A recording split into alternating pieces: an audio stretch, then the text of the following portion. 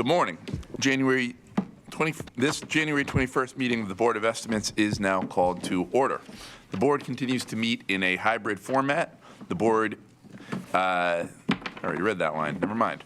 For those here in person, please take a moment to silence your phones and other electronic devices. For those attending virtually, if you desire an opportunity to speak, we ask that you please keep yourself on mute until the chair recognizes you. When you are called upon, please announce your name and organization and speak loudly and clearly as you present. At this time, I would ask our interim clerk for any corrections, additions, and noted abstentions for today's agenda. Yes, thank you. Good morning. Thank you, Mr. President, Mr. Mayor, members of the board. We have quite a few announcements this morning, so I'll read through each one. For deferrals, SB 25-14750, Department of Public Works. Termination to grant agreement, Artscape Projects, Inc. SB 25-14724, DPW. Agreement with Johnson, Miriam, and Thompson, Inc. SB 25-14809, Department of Public Works, Amendment Number 5 to an agreement with Whitman, Reckart and Associates, LLP. SB 25-14828, Department of Public Works, Task Assignment 3, Whitman, Reckart and Associates, LLP. SB 25-14850, Department of Public Works, Amendment Number 6 to agreement with KCI Technologies, Inc. SB 25-14849, Department of Public Works, Agreement with Johnson, Miriam, and Thompson, Inc. SB 25-14707, Department of Public Works, Performance Security Bond, Elite Drilling, Inc. SB 26-10025, Department of Public Works, Notice of letting. SC 1051, Rehabilitation and Improvements to sanitary sewers at various locations in Baltimore City. SB 25-14755, Department of Public Works, Notice of letting. SC 1043R, Rehabilitation and Improvements to sanitary sewers at various locations in Baltimore City. SB 25-14829, Department of Public Works, Transfer of Funds with ACOM Technical Services, Inc. SB 26-10002, Transfer of Funds, Water Contract 1398, Geotechnical Services, Dulles Geotechnical Materials Testing Services, Inc. All of those items that I just read are deferred at the request of the agency. And a date will be provided once they go back on. SB 25-14465, Procurement, Awards, Sole Source, Clear Software Application. This item is being deferred to February 4th, 2026 at the request of the agency. SB 25-14521, Real Estate, Lease Agreement for 1800 South Clinton Street, Clinton Street Marina, LLC. This item is being deferred to 2/4/2026 at the request of the City Council President. SB 26-10036, Department of Transportation, Extra Work Order Number 1, TR 17303, Inner Harbor Intersection, Improvements and Bike, PED, Wayfinding Signage, Pratt Street 8, P. Flanagan and Sons, Inc.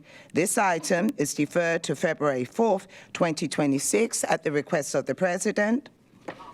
SB 25-13550, Procurement, Third Amendment, Cooperative Agreement, Statewide Foreign Language Interpretation and Translation Services, Category 1, Telephonic interpretation, deferring to February 4th, 2026, at the request of the Comptroller. Those are the deferrals. Withdrawals, SB 25-14501, Department of Audits, the biannual performance audit of the Mayor's Office of Homeless Services. This item is being withdrawn at the request of the agency. We did have one protest that was received, and that was for 25-14521, Department of Real Estate, the lease agreement at 1800 South Clinton Street Marina, LLC. A statement of opposition was received from Beacon Condominium Board of Directors. This item, as I stated, has been deferred. We have the following items that will stay on the non-routine agenda this morning. SB 25-14426, Health Subrecipient Agreement, Behavioral Health Services System, Baltimore, Inc. SB 25-14684, Law Department, a Settlement Agreement and Release. That will stay on for non-routine. SB 25-14708, Law Settlement Agreement and Release. SB 25-10115, Department of Transportation, Extra Work Order 16, TR12311R, replacement of 3 bridges over Maryland 295 Annapolis Road Bridge, Waterview Avenue Bridge, and Mazel Street Bridge, and corridor-wide sign replacement. And the last one is SB 25-14370, Department of Transportation, Extra Work Order number 3, TR22014, Urgent Need Contract Citywide. Those are the items that will stay on non-routine this morning. I have the following abstentions to note. The Honorable Mayor Brandon Scott will be abstaining on SB 25-13725, Health Department, Provider Agreement with the Johns Hopkins University. SB 25-14838, Health Department, Provider Agreement with the Johns Hopkins University. And SB 25-148, Department of Transportation, Developers Agreement number 1974, the Johns Hopkins Health System Corporation. The Honorable President Z. Cohen will be abstaining on SB 25-13953, Department of Planning, Second Amendment to Agreement with the Harbor Hospital, Inc. The Honorable Controller Bill Henry will be abstaining on all travel requests and travel reimbursements.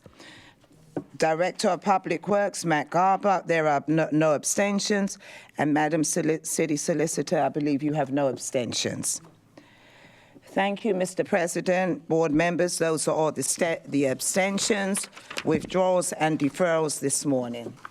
Thank you, Madam Interim Clerk. At this time, I ask for a motion to approve and adopt the opening statement as read by the clerk. So moved. Second. It's been moved and properly seconded. All those in favor of approving, say aye. Aye. Opposed, say nay. The opening statement has been adopted. I now direct board members' attention to the memorandum from my office dated January 21st, 2026, identifying matters to be considered as routine agenda items, together with any corrections, additions, abstentions, and no votes that have been noted by the clerk. I'll entertain a motion to approve all the items contained on the routine agenda. So moved. Second. It's been moved and properly seconded. All those in favor of approving the items on the routine agenda say aye. Aye. Those opposed say nay. The ayes have it. The routine agenda items have been approved. Seeing no further questions, we will now move on to the non-routine agenda.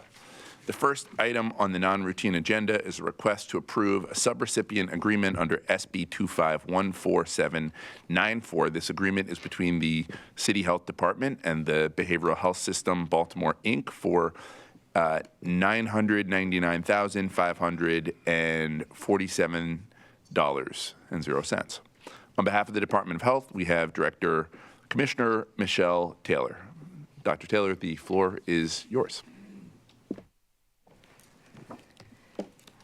While they're getting my slides up, good morning, Mayor Scott, Comptroller Henry, Council President Cohen, and all. My name is Dr. Michelle Taylor, Commissioner of Health for Baltimore City. I'm here this morning to present the Behavioral Health System Baltimore FY26 contract.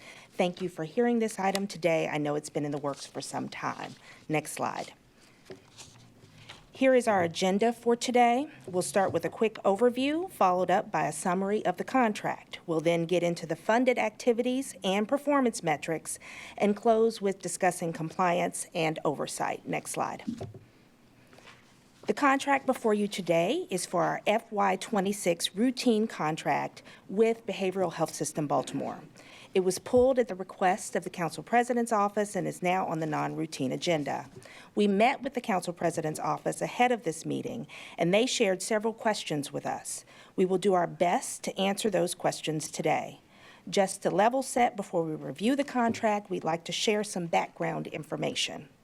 BHSB is a nonprofit organization that serves as the local behavioral health authority for Baltimore City. BHSB's budget totals approximately $60 million annually. Their funding comes primarily from the state and federal government. The city grant has been awarded to BHSB since approximately 2003, with school-based services as part of the contract since 2016. The Baltimore City Health Department has had a contract with BHSB for 10+ years. Next slide. This contract is for $999,547.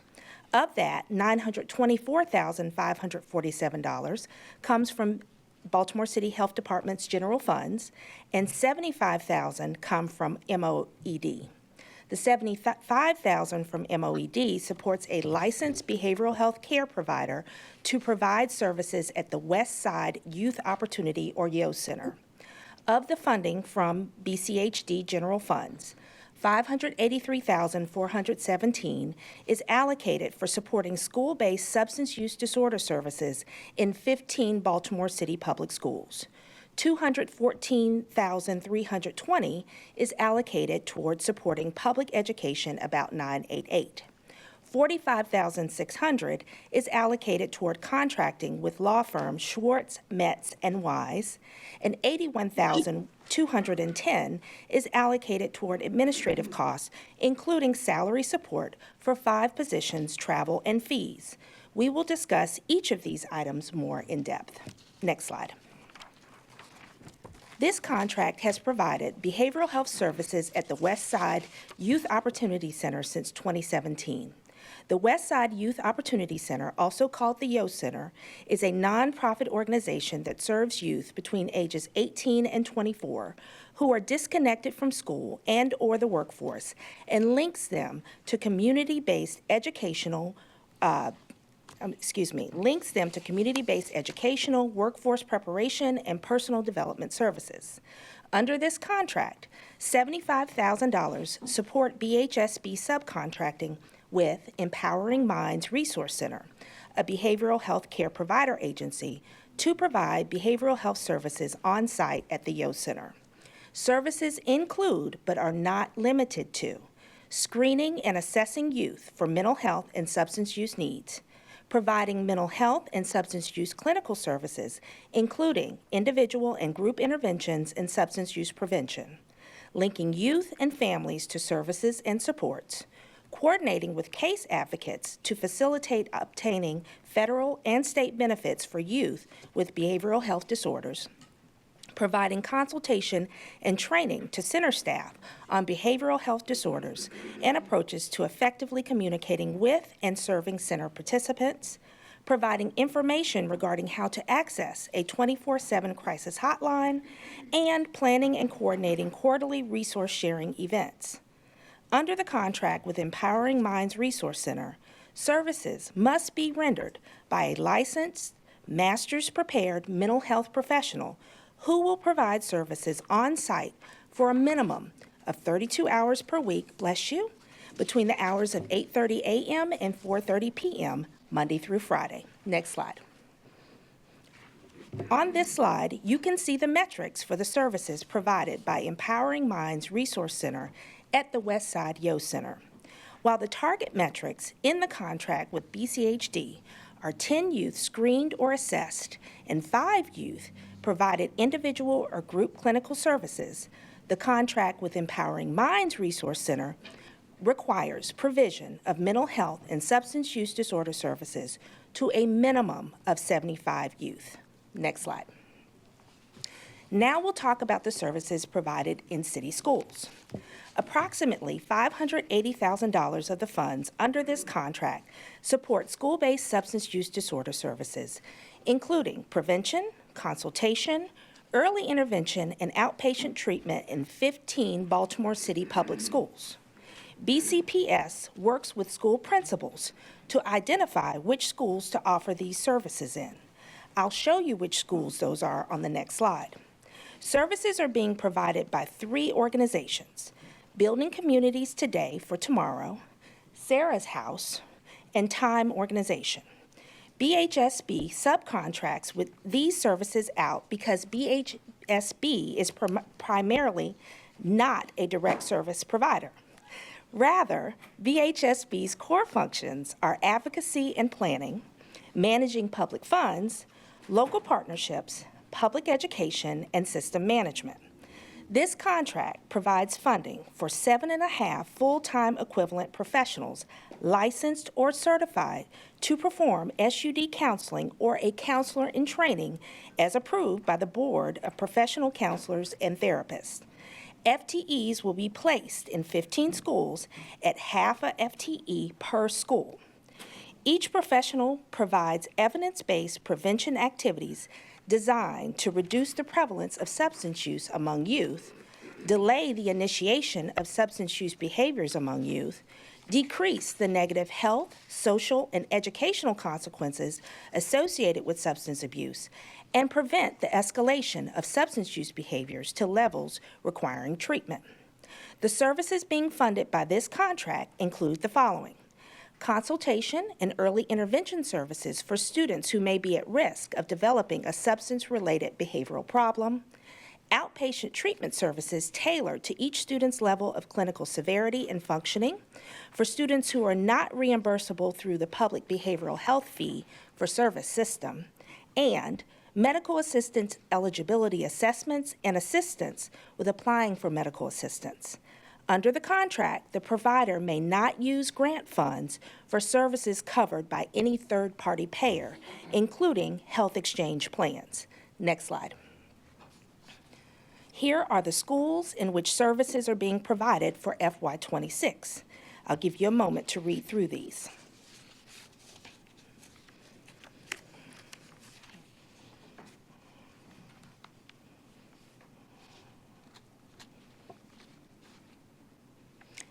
Next slide. The metrics for these services are the number of students served annually per school.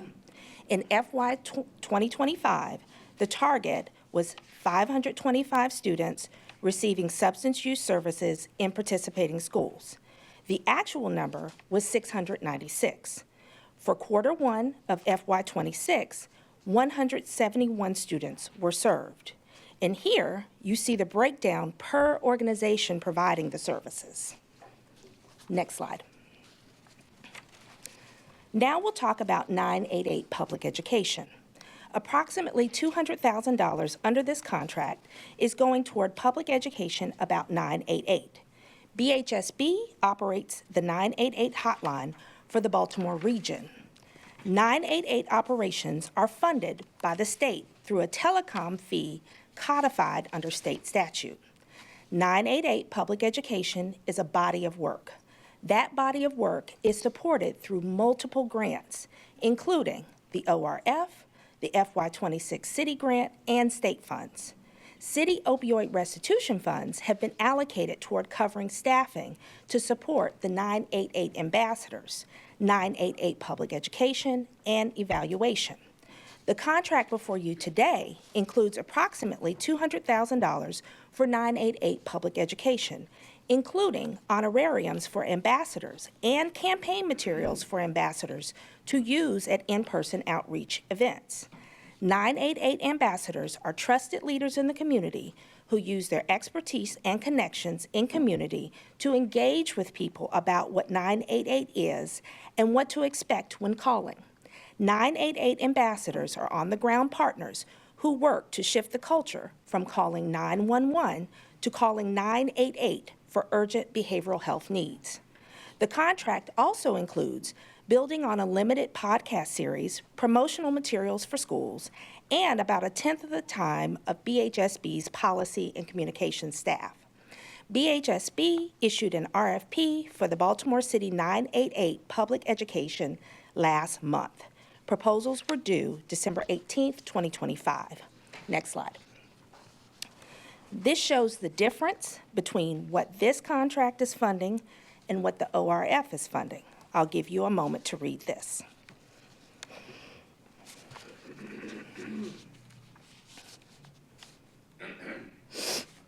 Next slide. The metric here is the percentage of calls answered by the regional 988 call center versus calls that are sent to a national backup call center. The target is 90%. Historically, the call center has had very good answer rates. As of last fiscal year, the answer rate was 89%, meaning 11% of calls were sent to the backup call center. BHSB's call center gets approximately 4,000 calls per month. Next slide. $45,600 under this contract is allocated to support BHSB contracting with the firm Schwartz, Metz, and Wise, PA.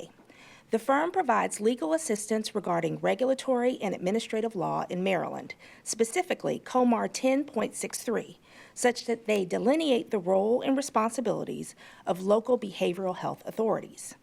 SMW also provides technical assistance to BHSB in support of certain legislative work, for example, identifying where in the Maryland Code to include the statute for the 988 Trust Fund. The cost is $160 per hour for 285 hours. Next slide. Finally, approximately $80,000 under this contract is going to support administrative costs, including salary support for 5 positions, travel, and fees. Next slide. Fund recipients submit monthly financial reports to BCHD. BCHD's Fiscal Office Compliance Team develops compliance policies, supports program teams in monitoring contracts, funding and programming, and risk management. BCHD is near completion with a contract legal template standardization project in partnership with the law department. We will have legal templates with language that are consistent across the board to ensure compliance and mitigate risk to the city. This will have substantial positive implications for compliance. We will be starting scope and performance metrics overhaul early this year with a goal of ensuring that we have clear scopes and metrics that support accountability and oversight. Most importantly, we continue to update our contract process and policies to include changes as improvements are made. Next slide. And that's the end of my presentation. I look forward to your questions. Thank you, Madam Commissioner. It is my understanding that BHSB has been working under this contract for over a decade. What are the metrics we use currently to evaluate the performance on this contract? All right. So there are a couple of different metrics. There's some associated with the Yo Center. There are some associated with the 15 schools that we have SUD services in. So for the Yo Center, FY26 detail for Yo Center, BHSB's contract requires 75 unduplicated people receiving clinical services, and that includes, and for example, right now for FY24, which is the metrics we have the most recent information for, at the Yo Center, they had 12 unduplicated youth screened, 18 unduplicated youth who received clinical services, 19 unduplicated youth who were linked to community resources, and 25 Yo Center staff trainings or consultations, for a total of 74 encounters. That was in FY24.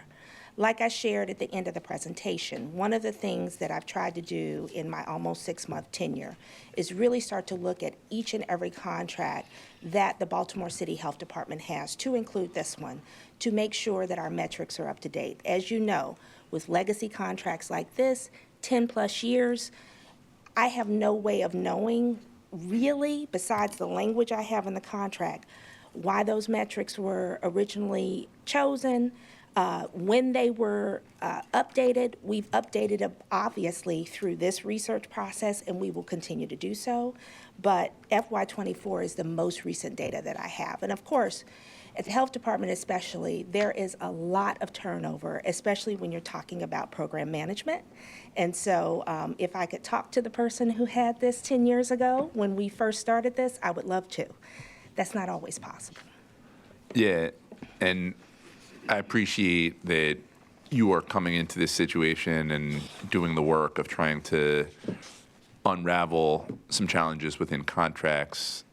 75 people sounds really much more like an output than an outcome to me. Sure. Is there outcome data? I mean, what I'm really trying to understand is, like, what are we getting for the money here? No, I agree. And those are some of the hard conversations that my staff and I had as we prepared for this presentation. Those are fair questions. And what I will tell you is, if this contract has been in place since 2003, and we've been in the schools since 2016, I can tell you back in 2003, folks may not have been thinking about what are the true outcomes. And if they didn't put that in the contract back in 2003, then it's hard to track that now. With that said, it's an important lesson learned. Public health has advanced way more since 2003, and we understand that this contract needs to be updated to have performance metrics that really get at outcomes and eventually impact. Yeah, no, I appreciate that. Again, I think given the financial situation that Baltimore, Maryland, we all find ourselves in, we got to be extremely thoughtful and diligent about every single public dollar spent. And when I hear about contracts where what I'm hearing being evaluated is amount of people that 70, you said 75 folks, but there's no associated outcome data. Sure. To me, that does not indicate a healthy contract with an organization that, again, is receiving a significant amount of public dollars. I got a couple more questions. I want to go to the mayor, and then I'm going to come back. Mr. Mayor.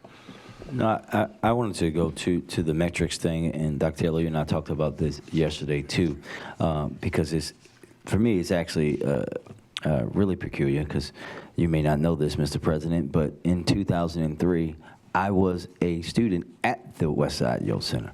So that's how long we've been having this, and I would say that I'm a good result of it. You and the comptroller may disagree on that, depending on what day it is. But nonetheless, we have to make sure that we're measuring success in ways when it comes to every dollar. But in particular, when we're talking about anything involving our young people, and especially around substance abuse and mental health. I got more of it out. Appreciate that. I'm going to grab the comptroller. Just a quick response. If I'm ever disagreeing with the mayor, I'm almost certainly it's not because of the Yo Center. Okay. Fair. Dr. Taylor, it's my understanding that the City Health Department conducted an audit recently. Please explain to the board how we came to do that and what we found. Oh, wow. Okay. I would ask that you allow me to have a few more specifics about what you're talking about with the audit. Is it an audit of BHSB, or are you talking about our overall audit results? My understanding there was an audit of BHSB. Let me check with my folks and get back if I got that. If I got that wrong, let me skip to under.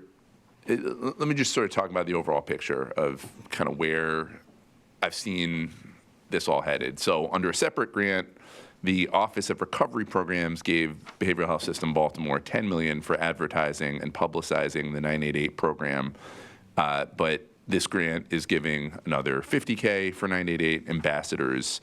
What is it that BHSB's 988 ambassadors do that our city health employees couldn't do?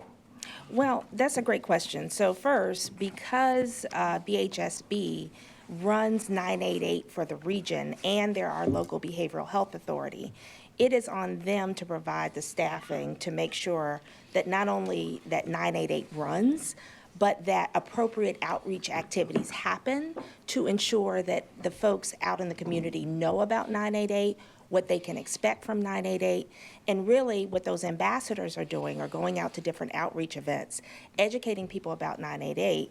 They're getting honorariums for their time, but they're also showing folks that, hey, if you feel like you have to call 911, let's talk about why you're calling 911. Are you really calling 911 for an emergency where you definitely need 911 and you need EMS to show up or you need the police to show up?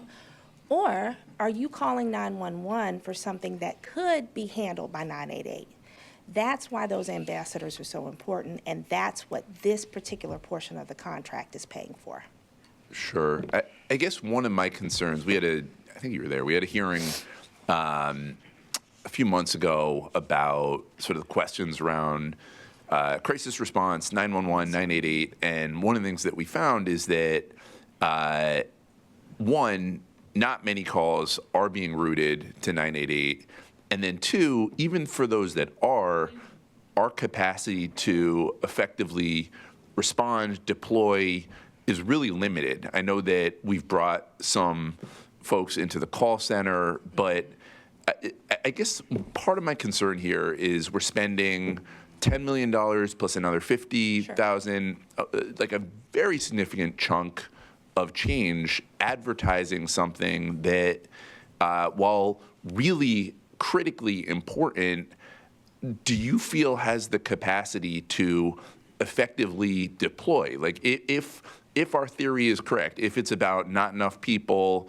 knowing about the number, we need ambassadors, we need $10 million plus to be spent. If folks start significantly calling 988, do you feel like there's the right ecosystem in place to effectively deploy and respond? So let me answer this question carefully. So I would say that first, we have to remember that BHSB, once again, is the regional entity that administers 988. That's one. And they have lots of subcontracts with providers that if someone calls 988, they can route those different subcontractors to the person depending on what the issue is. With that said, the ecosystem question is a larger question, all right? You and I have had conversations about this, and I pushed my team within the first month to really explain the behavioral health ecosystem to me as they know it. Not only in the context of the health department, but really in the context of a community member who would call with a behavioral health issue. Is the ecosystem enough to support the level of 988 calls that we will eventually get? I believe so. Is it coordinated in a way that it needs to be coordinated? I believe we have a lot of growth and room to work on that. That's the issue, right? I've said this before. You all have so many tools in the toolkit here in Baltimore City. We have those tools, but we also know that those tools could be coordinated in a more significant way. And I believe our conversations around not only this contract, but just behavioral health in general is what's pushing us to really understand that we need to be coordinating everybody who's in this game, making sure that our community is taken care of. Yeah, and I really appreciate, you're leaning in on this topic. I know that this has been a real focus for you in your first year as our new health commissioner, and I'm truly grateful for the back and forth that you've been part of and engaged in. I remain concerned that it is both, to your point about, and I don't want to put words, but I'll say fragmented ecosystem of partners who are at times not fully communicating or connected. But I also believe we lack internal capacity. And so it always makes me nervous when we are making big spends to advertise something that is, to my... It's like lettuce wraps. Lettuce wraps. I'm going to kill my big speech. Trying to talk about BHSB over here. I'm sorry. And, I think they were telling you to wrap it up, Mr. President. man, I will note that the one person who seems to have control of the tech is sitting to my left, talking about lettuce wraps. I was reminded last week that I wasn't in control of the tech, so I just want to make that note. Back to it. Yes. Madam Commissioner, I guess my overall concern here is we're spending a lot of money to advertise something, and I'm not convinced that the thing we are even advertising for is put together and combobulated enough to stand up if there was high volume. And we know that opioid overdoses, crisis response, these are like key driving issues in our city. It was, by the way, an audit of BHSB. Okay. We can pick that up at a later date. I do want to say, though, one of the concerns that I've heard from partners is not always great data sharing from Behavioral Health System Baltimore. And so wanted to understand from the health department's perspective how that's looking. Well, what I can tell you is one of my functions as health commissioner is that I am chair of the board for BHSB. And I can tell you that Krista Taylor and Adrian know very well the data is super important to me.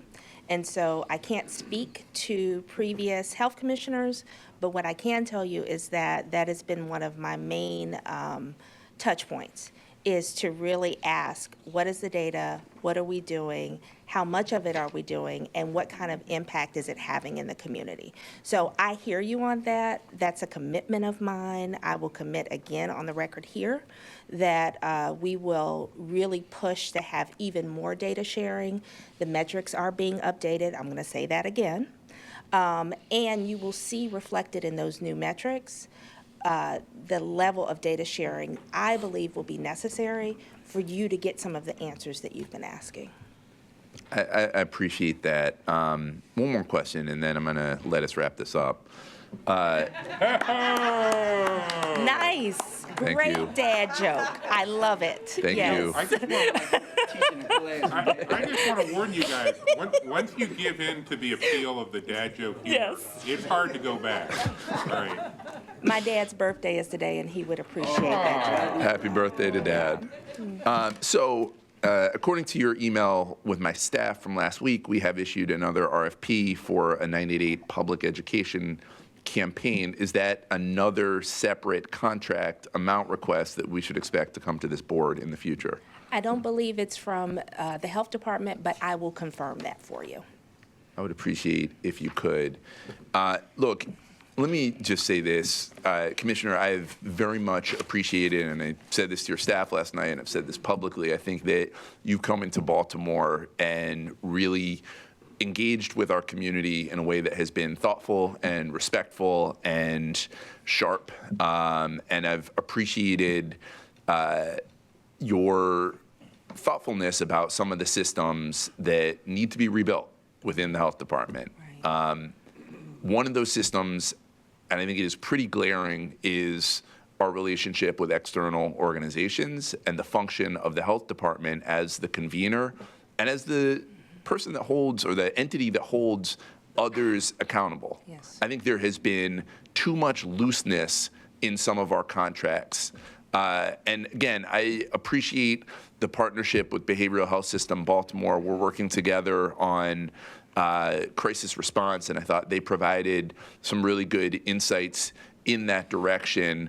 But as I've said to you, to the city administrator, to just about anyone that is engaged in this work, I think our health department needs to do more to really own the ecosystem of public health in Baltimore. We have amazing partners in universities and our hospitals, in nonprofits, all over the place, but being fragmented, having unclear outcomes data, having big spends on things that may or may not be the best thing we could be spending our precious few public dollars on makes me extremely concerned, especially at a time when Baltimore is showing that through a public health, trauma-informed approach, you can dramatically drop violence. And so we need to be better in this area. I'm going to continue to push on the agency, and I look forward to hearing from you again, particularly about that audit, and about within a few weeks from now, how we are working to clean up and improve the overall ecosystem. With that, are there any other questions for the commissioner? Mr. Mayor? No, I make a motion to approve. Second. All those in favor of approving this item, say aye. Aye. Those opposed, please say nay. The item is approved. The next item, thank you, Madam Commissioner. The next item on the non-routine agenda is from the Law Department under SB 2514684. This is a request to approve a settlement agreement and release with a plaintiff who sustained injuries in a traffic accident involving a Department of Transportation vehicle. On behalf of the Law Department, we have Chief Solicitor Kurt Heinrich. Yes, good morning, Mr. President, members of the If you board. could push the little button. Thank you. Yep, and just Good introduce morning, yourself to the Mr. board. President, members of the board. My name is Kurt Heinrich, representing Law Department today. Law is requesting the approval of a settlement and release for a lawsuit that was filed in the Circuit Court for Baltimore City in the amount of $52,250. Essentially, in simplified terms, the facts of this case is that the plaintiff suffered injuries as a result of a rear-end accident that occurred at the intersection of Lombard and Light Street when she was struck by a Department of Transportation truck. If there are specific questions that you have, I'm happy to answer those. Thank you, Mr. Heinrich. I'm going to go to Comptroller Henry. Thank you, Mr. President. Good morning. Good morning. I think I just have two questions. Yes, sir. Was the employee disciplined? It is my understanding that the employee was not, but I am not going to speak for Department of Transportation. Okay, then I will hold the second question for the Department of Transportation. Okey-doke. Other questions for the board? Mr. Mayor? Thank you, Mr. President. So, Mr. Comptroller, you and I had the same question, so we should just hear from DOT. All right. Is there any other question for Mr. Heinrich before Heinrich? Heinrich, yes, sir. Heinrich. Is there any other question for Mr. Heinrich? Hearing and seeing none. Do we want to bring up, who here, Director of DOT? Director Macbeth? I should get my own seat here. I see you guys so much. After doing some research. If you could just introduce yourself. Oh, I'm sorry. Veronica Macbeth, Director of Baltimore City DOT. After doing some research, it was found that the employee was sent to Mercy, which is standard. They are tested for drugs and alcohol. He was found negative for drug and alcohol testing.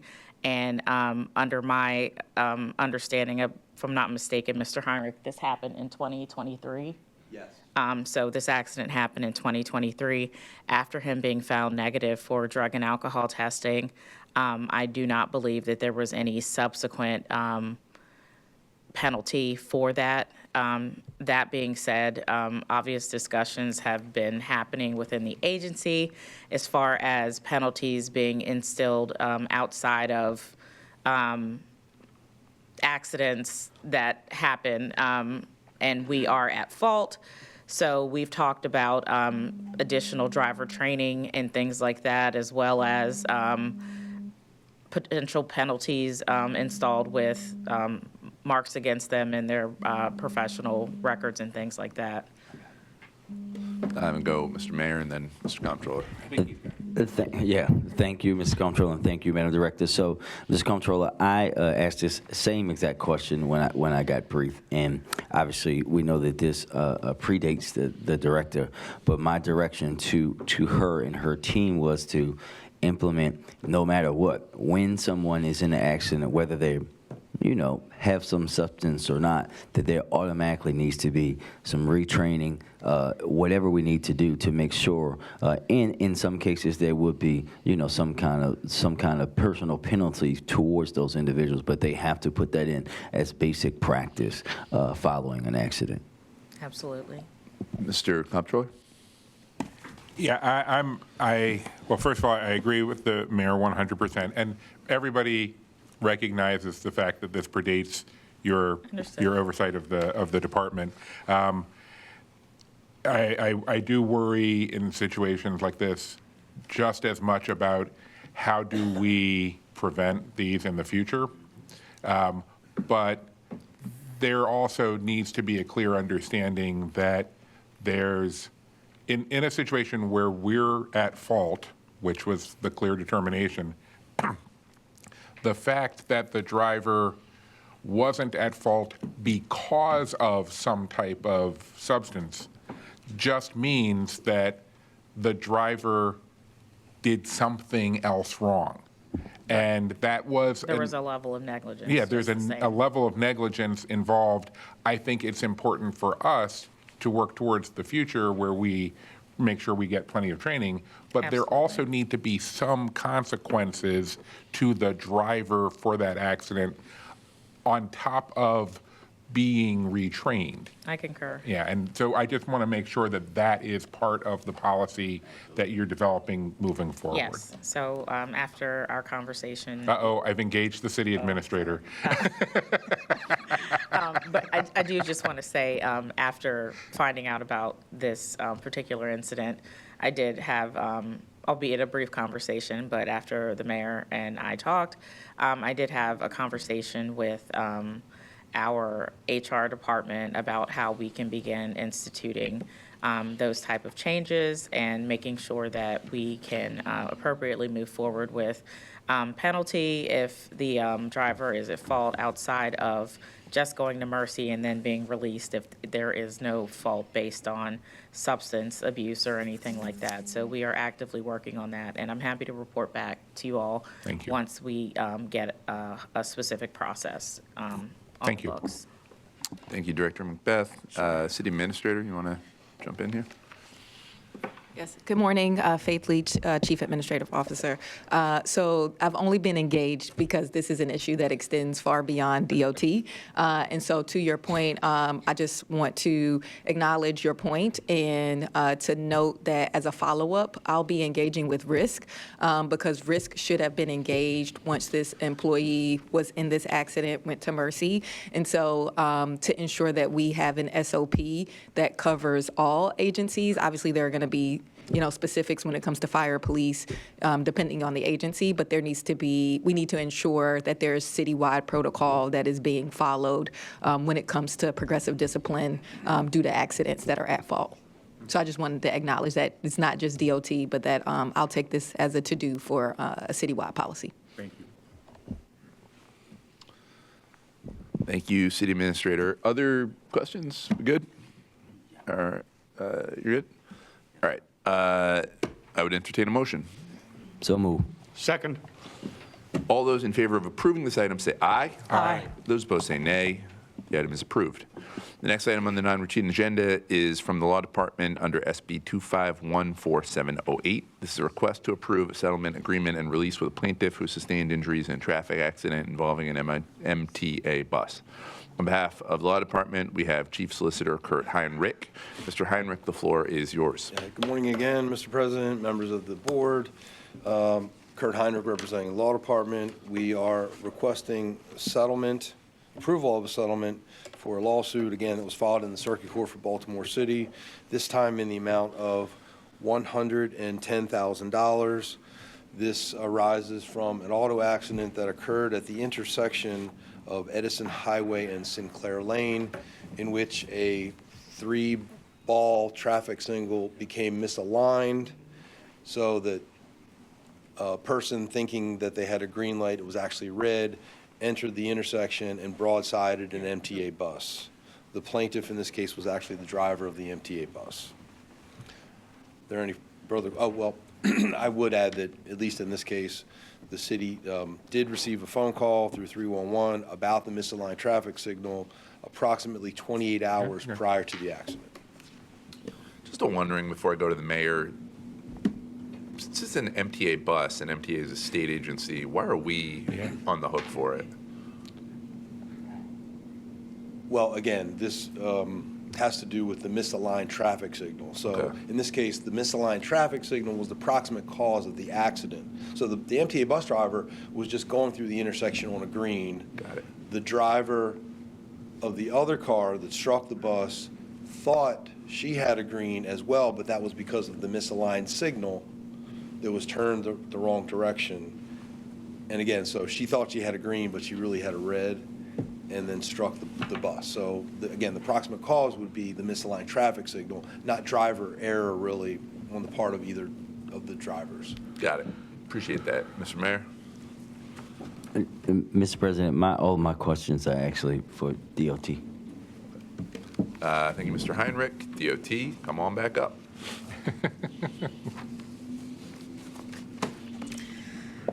Veronica Director. McBeth, Director of Baltimore City Department of Transportation. Mr. Mayor? Thank you, Mr. President. So, Madam Director, we talked about this, but just for the Council President and the comptroller's edification, typically, an incident like this, we try to resolve these within 24 hours. I think this incident happened 27 hours after this was put in. Can you walk us through how this normally works and what you may know about the amount of these that we had that day and what prevented us from meeting the quote-unquote standard? Yes, I can. Again, I'll start by saying this predates me, but this is one of, I say that based on the fact that it's the fact, but I'm saying it, I experience it so frequently now, it's a significant part of my days when we have bad weather. And by that, she means me texting her about lights that are not the wrong way as I traverse around the city. And it's also me texting myself and calling Control One because I see them all the time too. I don't know the specific reason why this light was spun around, but one of my better guesses, it could have been wind-related or weather-related.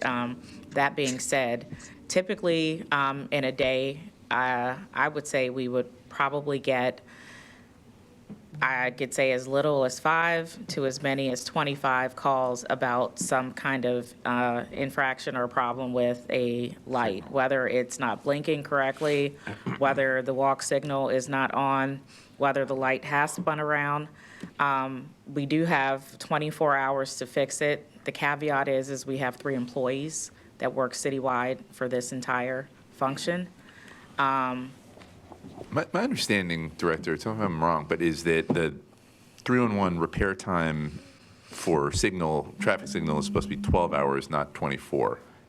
It's different. That's a signal that is out, Mr. President, not one that is misaligned or hanging or falling down. That one is 24 hours. Okay. So it varies based on what the signal issue is, because it could take upwards of 24 hours. So then that means that there's a bucket truck that they're having to get out there. A signal box is a fairly simple fix. So the signal box is on the pole.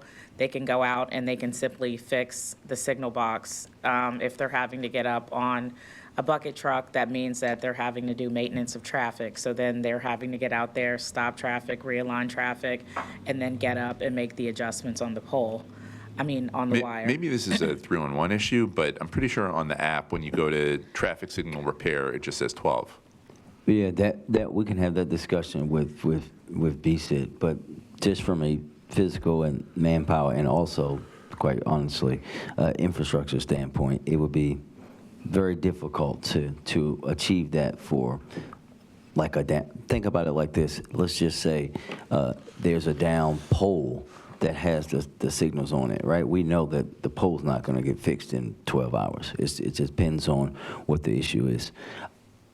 With it, just want to make sure expectations are aligned. Absolutely. When someone does Yeah. the. And Madam Director, just to go further, I think for me, one, talk to me about how the work that we are undertaking now with the signals that, are they somebody else talking about salads on WebEx? Talk to me about how the work we're doing now around signals will impact incidents like this, whether they're a part of what we're doing with the quote-unquote new signals will mitigate some of these issues, and how we are working on increasing our ability to deal with this from a staffing standpoint. Yes, so we are, in the course of the next 2 years, we're working on instituting somewhere in the amount of 27 new signals, and that is reconstruction of signals, not brand-new signals. Brand-new signals cost $300,000 to $400,000 per signal, but we are reconstructing signal work throughout the city. So those are some of the ways that we are looking to make adjustments, and so that's reconfiguring and reconstructing the actual signal poles that make the adjustments to the timing for the lights and things like that. And then as far as staffing in the traffic department, we are actively hiring 2 new traffic engineer 1s, 2 new traffic engineer 2s, a traffic supervisor, and a deputy traffic chief. So we have active hiring going on right now. So we're actively trying to fill positions to make sure that these things are changing. We do still need positions and these are very skilled positions as far as having people that do go out and fix the signal poles and things like that. But we will be looking to ask for those type of positions. Understood. Before you do, Madam City Administrator, if you could make a note to BSIT of, appreciate you. Thank you. Mr. Comptroller? Thank you, Mr. President. Good morning. Good morning.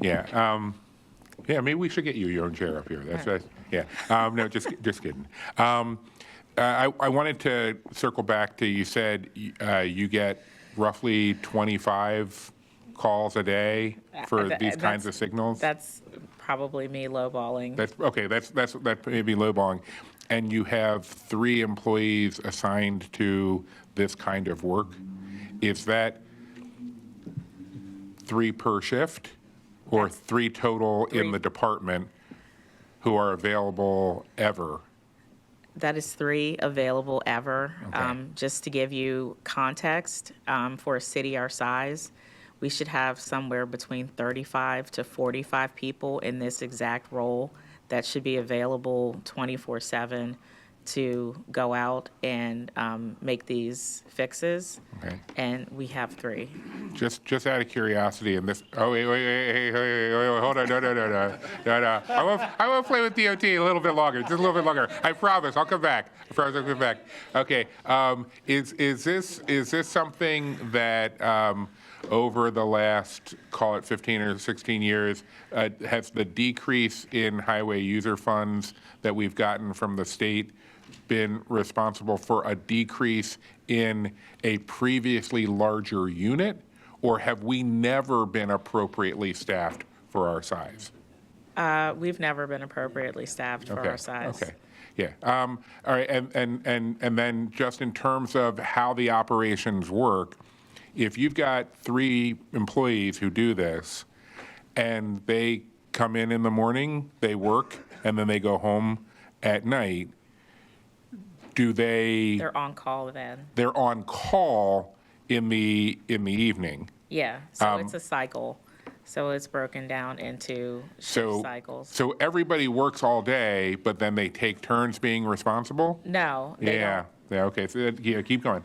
No, it's like a shift cycle. So you might have 2 people on, and then they're doing like the day-to-day repairs and updates, and then you have somebody who may be on call for the evening, but it typically means that at least 2 people need to be working in some capacity, because unless it's just a signal box, they need to. Right, because you can't they have get- one you- person like, by by themselves on a go out on a ladder. bucket truck, stop Correct. traffic at a because this was, if memory serves, a particularly busy intersection, Edison Highway and Sinclair. Yeah, I can't imagine No. one person trying to stop traffic for Correct. that intersection. Correct. So that they can maneuver a bucket truck into the middle of it Correct. while traffic is going on.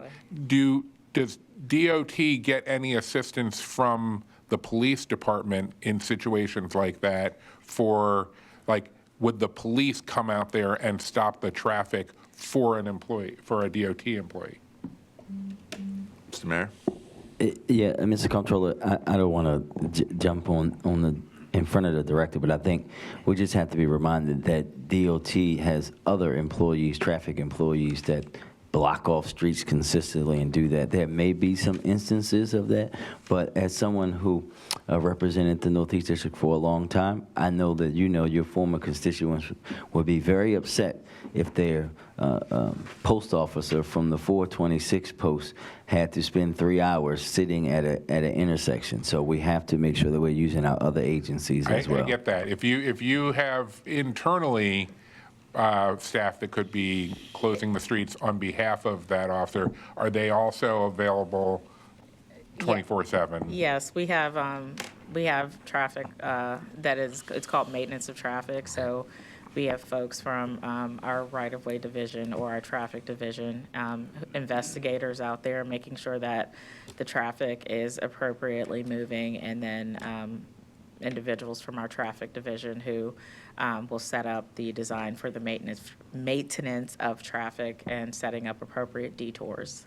My recollection from our briefing on this was that we received notice at what I will freely admit, probably the worst time to tell city government something's wrong, 4:18 p.m. on a Friday was when the call came in saying that this traffic signal was misaligned.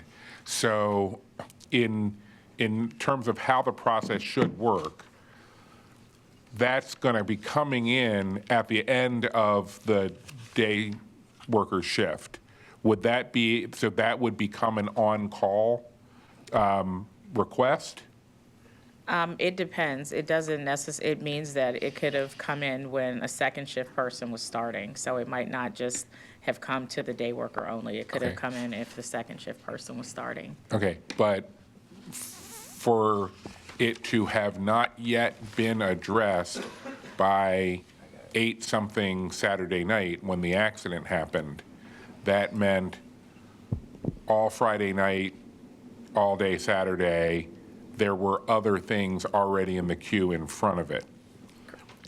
Is there somebody, is that how it works, where it's just a queue, or is somebody using judgment to say, you should do the busy intersection before you do the older call that's in a smaller, less trafficked location? So I can't speak for then, but I can speak for now. There's Yeah. a hierarchy of the Okay. calls now, so that Yeah, that's- if you see obviously a busier intersection versus like a blinking yellow, you're going to go to the busier intersection and. That was my watch. Yeah, because when some combination of, Watch signed into your iCloud account. some combination. Never of- have Apple of- products. Of what we were saying triggered Siri. My apologies. Oh, okay. Yeah, and the mayor could hear it, but you couldn't. Okay. Okay. But no, there's a hierarchy of, that we take a look at. So obviously, if you have a blinking yellow, that's not completely impacting a secondary or tertiary street versus a light pole where you have a traffic signal that's spun around and facing Right. another direction due to wind or something else. That's the thing we're going to go. That's going to, Make an that's adjustment. going to be It's listed gonna as be a priority. prioritized. Yes, sir. Because my recollection again from the briefing was, at the time this happened, it did not show up in our system as a priority item, but as a standard item. Okay. And So I'm glad that that's something that has been rectified. Absolutely. Okay. Yes. I think that's all I have. Now we go. Okay. Madam Administrator? Yes. Faith Leach, City Administrator. I'm very passionate about traffic signals and have dug deeply into this issue. So I think there are a couple of nuances around this issue. So one, the director talked about our traffic signals. There are about 1,400, I think, traffic signals across the city. I would say, and she can correct me if I'm wrong, about 80% are, or a significant number are at about 30 years or plus, which means that they're typically past what is the useful life of a traffic signal. Now, there are a couple things here, because, again, I've been digging into this issue of signal reconstruction and also, looking at and evaluating when and where we need to replace our signals and how we get them on a replacement schedule. I think a couple of things that we are looking into and engaging around is new technology. We should not have to physically go out to every single traffic signal every time there is a rainstorm, a snowstorm, or what have you. There is technology that major cities like the city of Baltimore or cities of our size are using to control their traffic signals from a centralized location. Right now, typically, we are physically sending people out to repair signals, i.e. the 3 individuals that the director talked about. And so we've evaluated the technology that we can put in place so that we can better remotely control signals using GPS, other technologies, which would also lighten the load on the staff that are actually going out and maintaining and fixing signals. And then in those cases, they would actually have to just go out when there's like physical repair needed. But if it's a blinking light or something of that nature, we should have the ability to remotely control those signals. We are looking to do that in the DMA, which is the area that has the majority of the city's signals, but of course would want to do it in major intersections across the city. So I just wanted to speak a little bit about what we currently have versus the future of where we need to be going with our traffic management system in the city of Baltimore, is having the technology to better be able to remotely control our signals, which would reduce the reliance on staff going out. Thank you.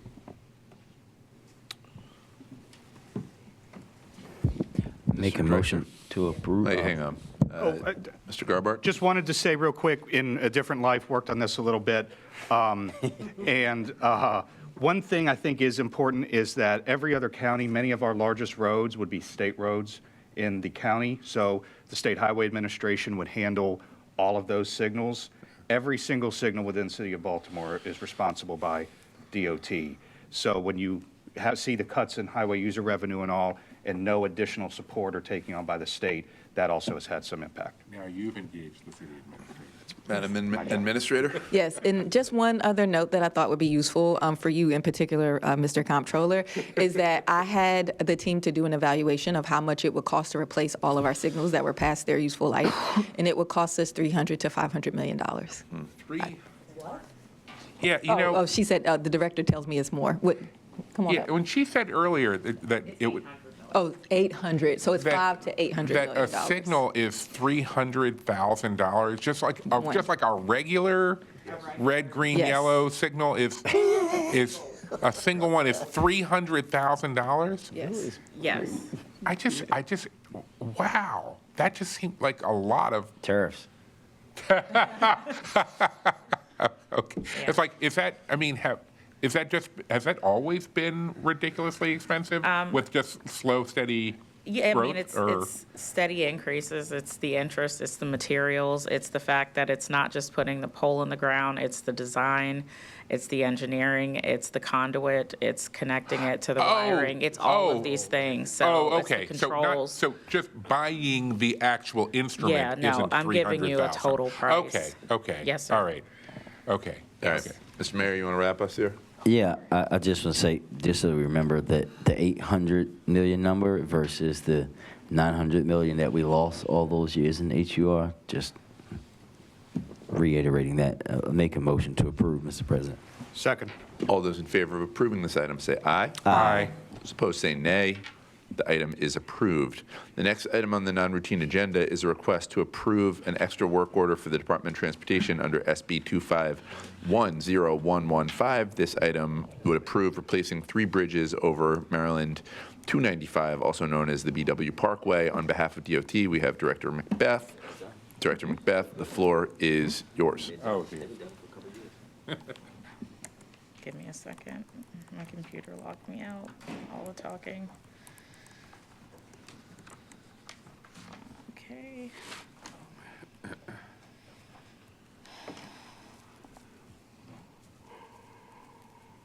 right.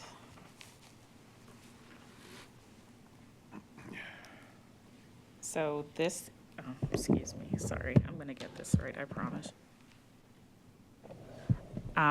Again, Veronica Macbeth, Director of Baltimore City Department of Transportation. Next slide. So we're going to just provide the summary of the action and then. So this is essentially talking about this is when you get old and you have to take your glasses off to see. Talk about the final closeout of a change order and the approval of the request. So essentially, this is approval of an extra work order for the 3 bridges.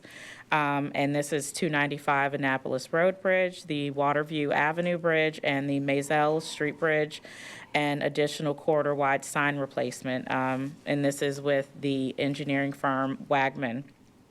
And this is in the amount of $700,000. Next slide, please. I'll spare you reading the long background, but essentially the background of this is that these 3 bridges were replaced, and the goal was that they were removed, replaced, and additionally, they were old and obsolete, and they were severely deteriorated. Tunnel structures were problematic and removed, and finally, under this contract, several sign structures were also upgraded and replaced to be industry standards.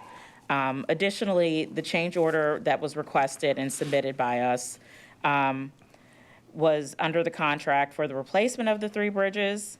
And as such, we took this time for the final closeout of the change order of the project, which was approximately 61.6% of the total cost of the change order. And that will be funded through the use of our already existing funds that we had for this contract. We made an attempt to utilize and request federal aid for the final $700,000 for this contract, and that request was denied. Next slide, please. So these are the items that fall within the change order. There's 6 items. This includes the bridge deck construction, joint use, utility poles, needed stormwater devices, additional fencing for the pedestrian bridge, foundation changes needed for the structure, sign structure, and additional foundation changes for another sign structure. So originally, to close out the claim items from the contractor, it was approximately $4 million. And the law department litigation process on this construction contracts are typically very costly. So we were advised by the law department to meet with the contractor along with our engineers and construction managers to evaluate the claim. As such, we were able to substantiate the claim of $1.8 million, and the contractor agreed. And there were underutilized items within the original contract that totaled approximately $1.1 million. And as such, the Federal Highway Administration agreed to participate. However, the Federal Highway Administration did not want to participate and close out the $700,000 amount, which is what we're here talking about today. So DOT tried to appeal, and as I previously mentioned, we were not successful. So the agency is going to need to pay that $700,000 amount.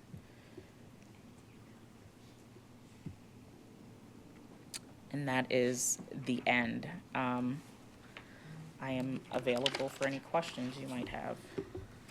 Thank you, Director Macbeth. I'm going to go to Comptroller Henry.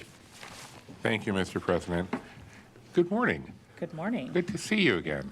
You as well. I just want to get a little clarity on when the work was complete, because the slide you just showed said that the work was complete last June, but the board memo says that the work would be complete on January 19th, so this past Monday of 2026. And I just want to get some clarity. Is that like an administrative difference where that's including some kind of closeout aspect? It's an administrative difference. Okay, all right, so the actual construction Was work completed. was all complete last Yes. year? Okay, good. Okay, so, and just in the interest of explicit clarity, Yes, there will be no additional extra work orders for this project? It No, is done? done. Fini, okay. is done. All right, thank you. Mr. Director of the Department of Public Works. Quick question, in your experience, is this abnormal for the federal government to not participate, or was this expected, or is this usually just a 50-50, or is this reflective of the changes that we're seeing? I think, I wouldn't say it's reflective of the changes we're seeing. I think it's reflective of, how do I say this? The disagreement between the work that was added at Okay. the end of the process with the contractor, work that needed to be done. There was more deterioration within the structures of the bridges, I should say, than we anticipated. And as such, we had to address those additional deteriorated structures. And as such, these are the additional costs. Thank you. Good, Mr. Garber? Yes, sir. Okay. All right. Hearing and seeing no further questions, I would entertain a motion to approve this item. So moved. Second. All those in favor of approving this item, say aye. Aye. Those opposed, say nay. The item is approved. Don't go anywhere. The next item on the non-routine agenda is a request to approve an extra work order for the Department of Transportation under SB 2514370. This request is to approve a 120-day time extension to complete ongoing work striping on Greenspring Avenue. On behalf of DOT, we have Director Veronica McBeth. Again, Director McBeth, the floor is yours. Good morning again. Veronica McBeth, Director of Baltimore City Department of Transportation. I'm going to run through this extra work order and be here to answer any questions you may have. Next slide, please. I will provide the summary of the requested action, background, and provide the timeline as well. Next slide. So the action is for the approval of extra work order number 3 in connection with TR 22014. And essentially, this is the urgent need contract for citywide M. Louise contract. And this was resurfacing throughout the city and in the amount of $1.469 million. So this particular change order request is submitted by our tech division under an urgent needs citywide contract to finalize all roadway work associated with the contract. And due to a substantial balance of remaining contract funds and ongoing work at this particular locations where the needs were urgent, a compensable 120-day time extension is requested for the full utilization of the committed funds. And the city contract specifications require that at least 75% of the total contract amount be expended, and failure to meet this threshold obligates the city to pay the contractor a penalty fee. Next slide. And then this is just the breakdown of where the work has been done for this urgent needs contract. So this shows the streets, and explanation being that the change order is essentially submitted for us to address, as I mentioned, the urgent need contracts, and that the timeline for these contracts was from July 28th up until 11/25/25, which is, you'll note, is the peak times of our paving season, or resurfacing/paving season. Next slide. Well, I would like to actually go back. Quickly, I want to note that some of the things that were done during this time were ADA upgrades and ramp improvements, management of traffic and enhancement of safety, and improvement of indicating lane availability. So some really critical areas that we did do the work on. And last slide is the timeline associated with the project work and where we did the work. And that is it. This request is to extend the completion date to November 25th, 2025. Is it actually complete now, or will there be subsequent requests for retroactive extensions? It is complete. Okay. I understand that the construction works are complete, but what about the striping this calls for and any bike lane related installations? As far as I'm understanding, there was no additional parts of that for the contract, Okay. if you're referring to Green Spring Avenue or anything.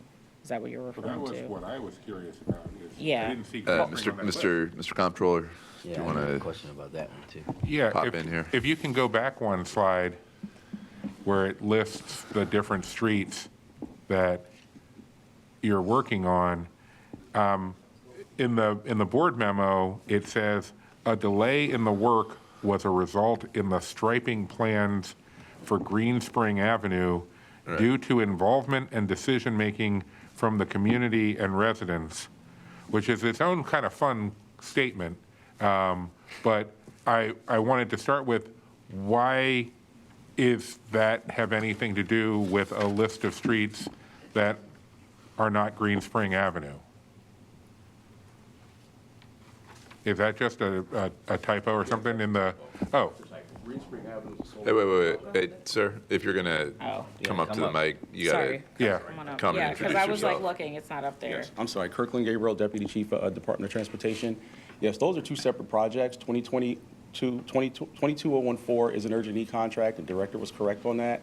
Green Spring is a solely independent contract. It was all one project. The striping came later because there was a lot of community engagement that had to be taken in place before the striping was included. So that's a totally separate contract. Okay. So it just, that was a mistake in the memo? Yes. Okay. Well, Yes. yeah, I think it became a part of the memo because it was a question about why or what part of Green Spring Avenue work will take place. And I think we've answered that Cold Spring and Druid Hill, and that the location was not a part of this contract. So there was an original question. Does that make sense? Mr. Mayor? And so I just want to try to provide some clarity here and then ask a question. So, Director, Mr. Deputy Director, this portion of Green Spring between Cold Spring and Drew Park Lake Drive was actually done 2 years ago, repaved 2 years ago in 2024. What you are talking with the comptroller and the council president about is solely about the striping, correct? I just want to make sure that everyone knows that this road has been resurfaced now for almost 2 years. It actually has had its first salt-based pothole already. And there was a lot of conversation with the community and other representatives in the neighborhood, specifically around the striping and specifically around, if my memory serves me correct, the bike lane striping on said street. Okay. And so those, But this is separate for you guys from this list. These things, and about 5 or 6 of them I drive on every day. They were done recently, not as quickly as I would like.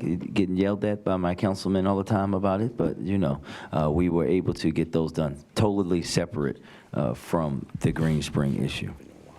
Mr. Comptroller, you want to? yeah, so I guess I'm a little less clear about whether the striping issues on that segment of Green Spring, which were not part of this contract, but did they somehow hold up work yes. on this contract? The striping is a part of this contract. The striping is a part of this Yes, it was contract? extensive community engagement which delayed the implementation of the striping okay. because of the bike lane and the bus lanes that are delineated now But it just doesn't show up on this list because the actual. Right, it's not a part of this. This is Street urgent parking- need. Not a part of Gotcha. this Okay, work order. got it. Thank you. Okay, thank you.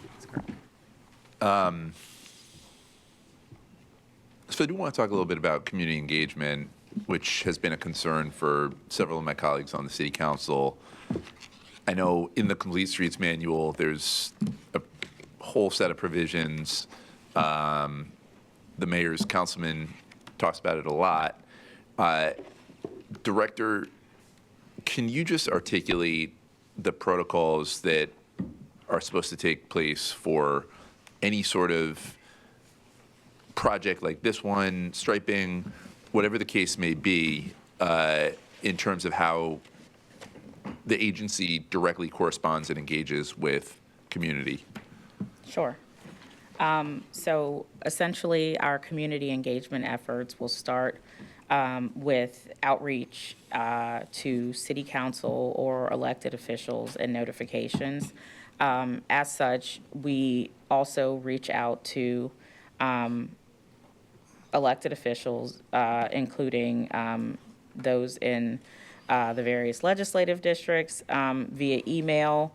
It may also be project mailings, flyers, et cetera. Additionally, we do stakeholder and public notifications, distribution of project flyers and notice ahead of the projects. Typically, we will use a template that provides postcards. Some of the email notices are people we'll partner with. Just to give you an example, say it's an area for downtown, we would have used and reached out to Downtown Partnership, Greater Baltimore Committee, Visit Baltimore, utilizing like the Harbor Master's Office or various trucking associations if we're going in the downtown area and we know that it may be heavy truck traffic. The World Trade Center, National Aquarium, Convention Center, et cetera, things like that. And then additionally, we will mail out project postcards, and that's typically within a 1-mile radius of the project location. And it's expected that the postcards are typically mailed by the end of the week leading up to when we will announce our upcoming meeting for outreach is coming up. Then a community meeting will be scheduled and held at a location that is convenient for community members to attend. Typically either a central location, or if it's expected to be a large volume of people, we might have more than one community meeting. We make sure that we have not just the capabilities for people to show up in person, but we also have the capabilities for WebEx where people can join online. We also do a lot of social media posts for our community meetings. So you'll find us on X, formerly known as Twitter, Facebook, Instagram, YouTube.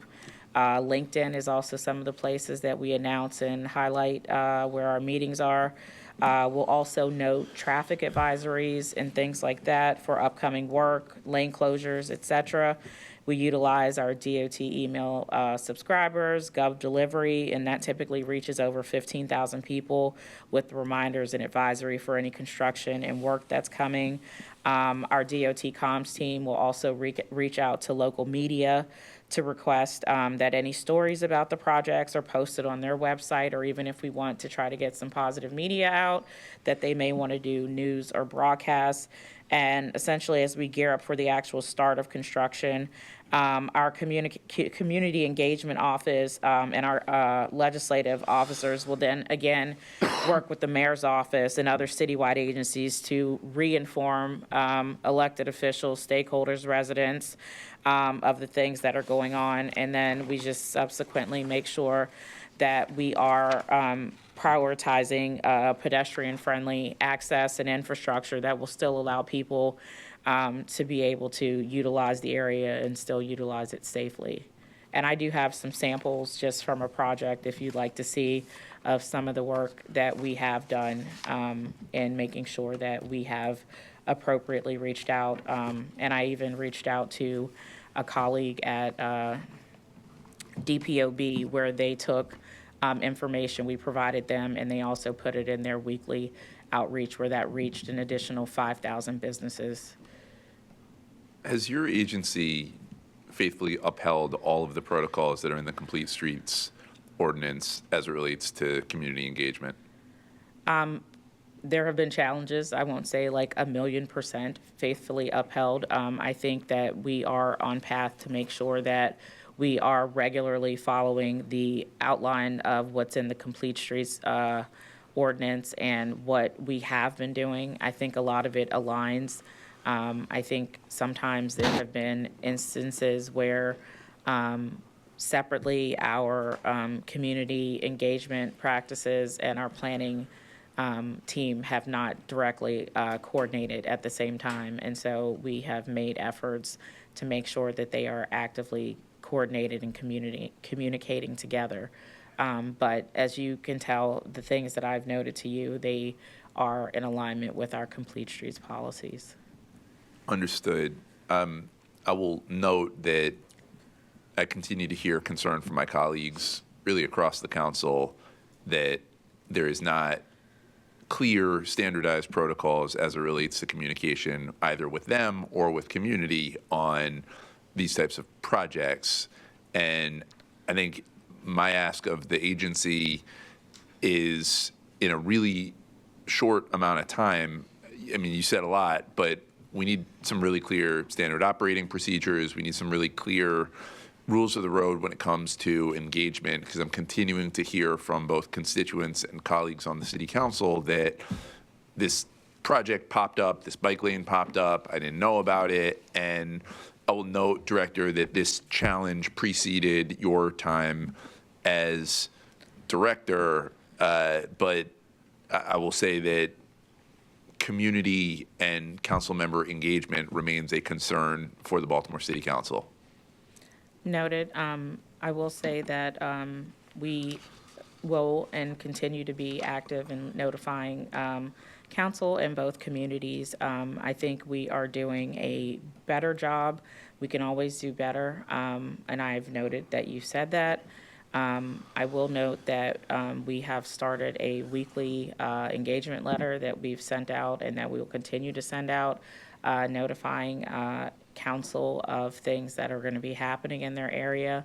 Some of the things that we have done in certain areas, I will say it may not be the most well-attended events as far as community engagement, and so maybe those are things that we can perhaps expand upon additional meetings and things like that.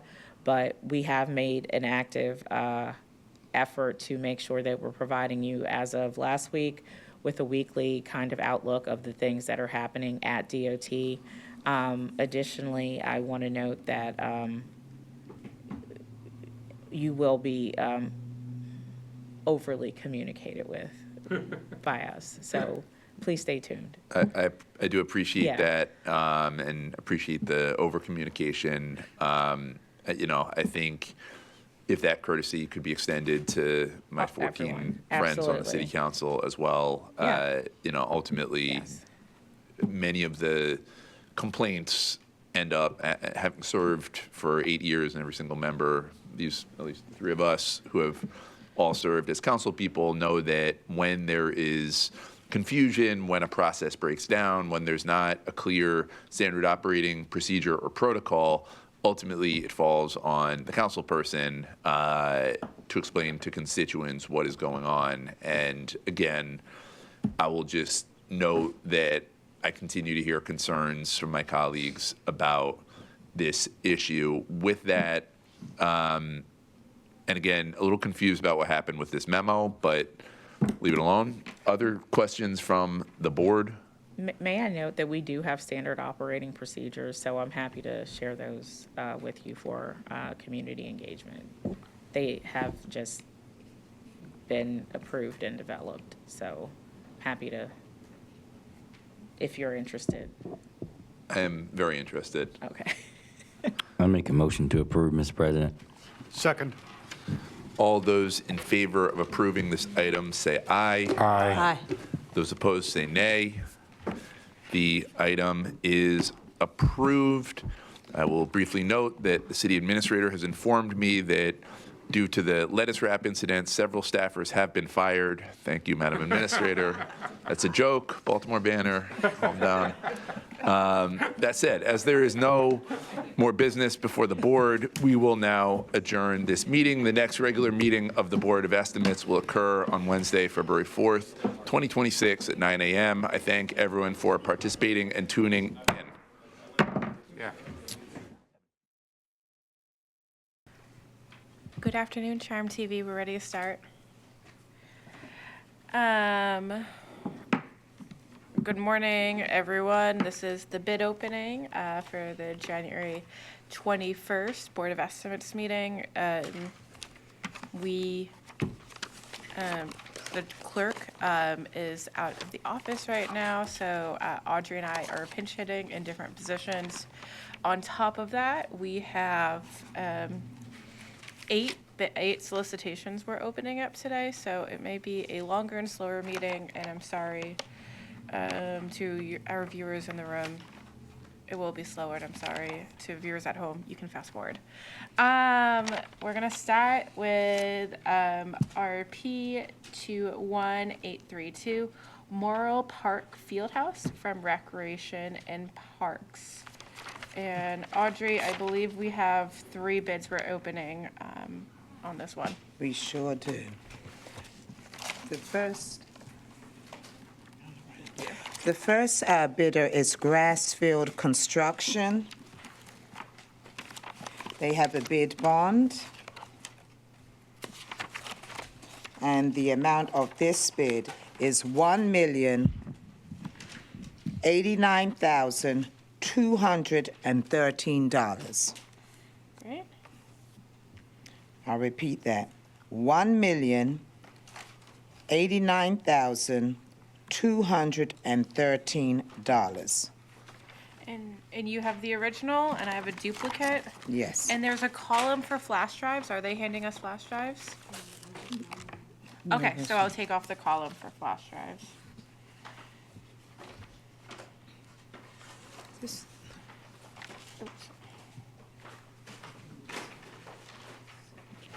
Okay.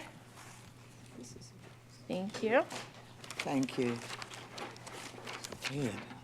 Okay.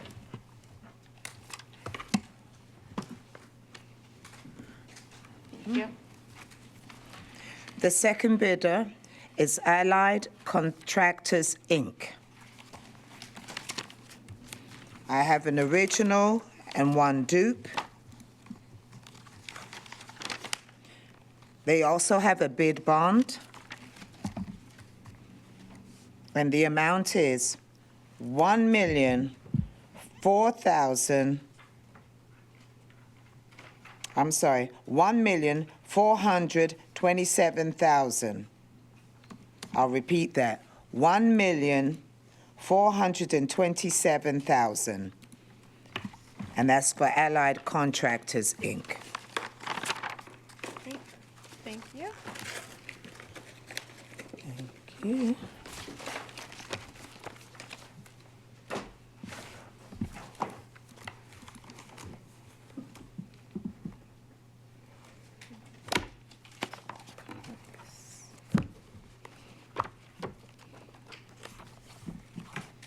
Give me 1 minute.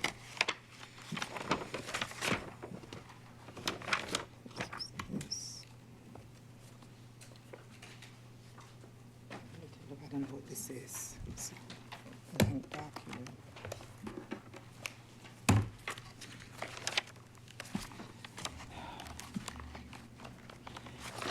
The next bidder is Torrefino Builders, Inc., an original and a dupe.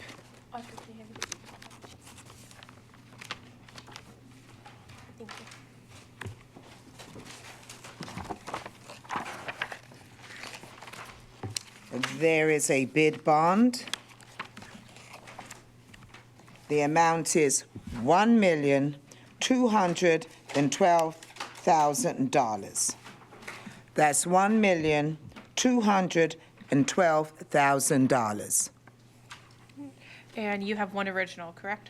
Yes, I do. Thank you.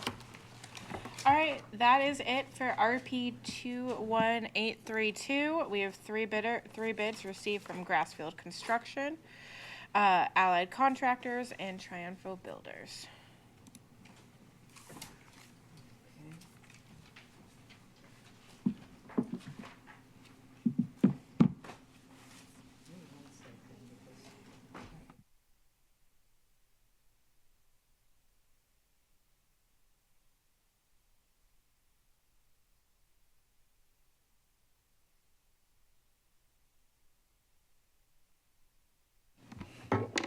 Those bids will go to the agency for report. Next up, we have RP 24822R Patterson Park Wading Pool. I believe we've received 2 bids for this.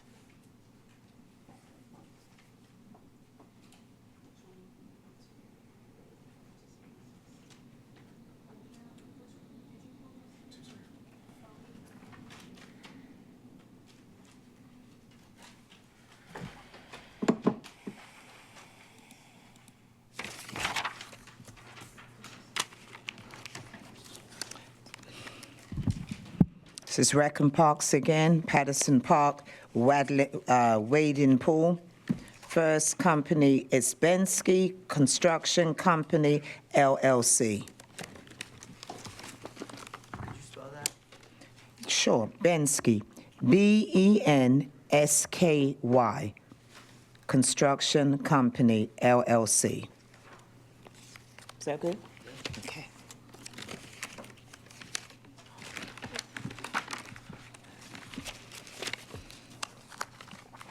Okay, 1 minute. Yeah, 1 minute. Got them all together. Just can't see over the dice. Right. Just 1 second, I don't know. 1 minute, let's see. Okay. Bensky Construction Company, LLC, an original and 1 dupe.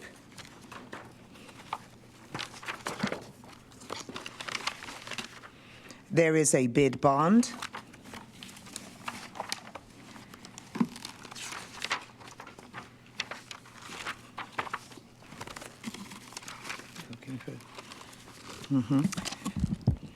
Bid amount is $1,865,000. That's $1,865,000. Thank you. And Tawanda, is there a flash drive for this? You have to call them down. No. Okay, I remember flash drive. Okay. Thank you. And a bond. Thank you.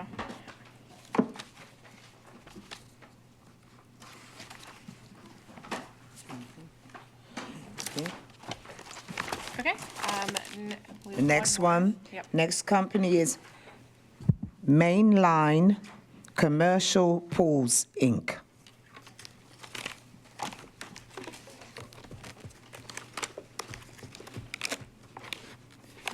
There's an original and 2 dupes.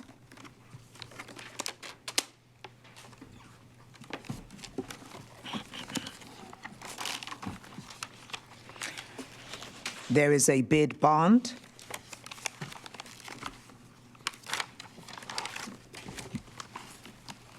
The bid amount is $2,155,345.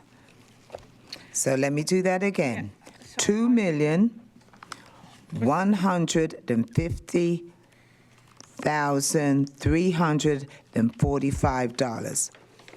Sorry, Audrey. What page are you reading that off of? 61. Okay. Do you want this? I'm gonna just ask you to read it again. It's the duplicate. I'll just have you read it. It's just that the duplicate's blank, so I was Okay. looking at that to compare.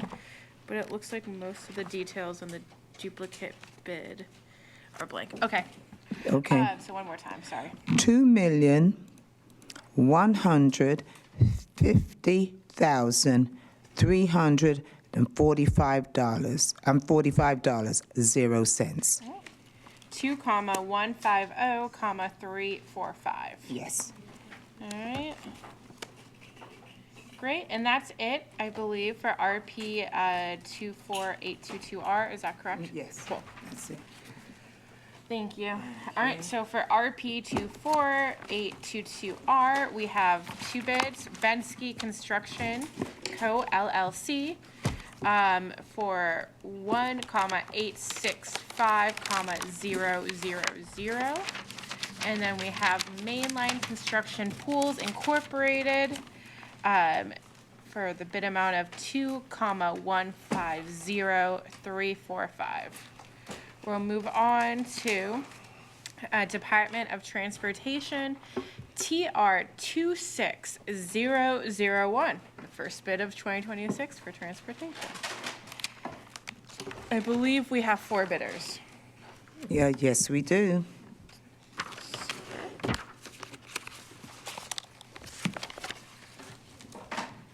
Thank you. First bidder is Santos Construction Company, Inc. They have a bid bond.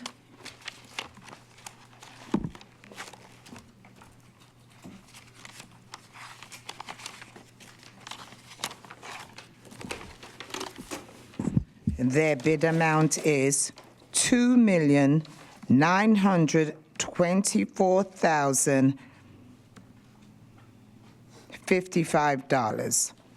Let me repeat that, $2,924,055.00. And you have the original, I have 1 duplicate, Yes, and no flash drive? no flash drive. Okay, I'm going to delete that column. Right, Tawanda? No flash drives, got it. Not at all. Okay, thank you, Audrey.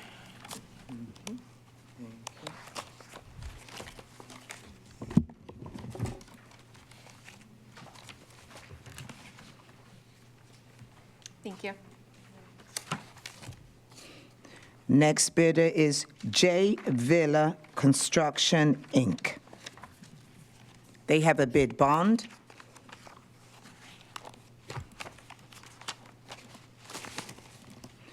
Bid amount is $2,180,000. That's $2,180,000. Thank you.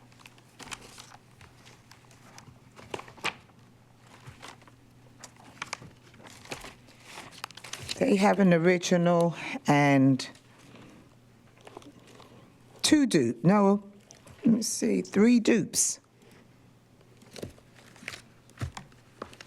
Okay, 3 dupes. thank you. Okay, let me correct myself. Give me one moment. Something else. Give me 1 minute.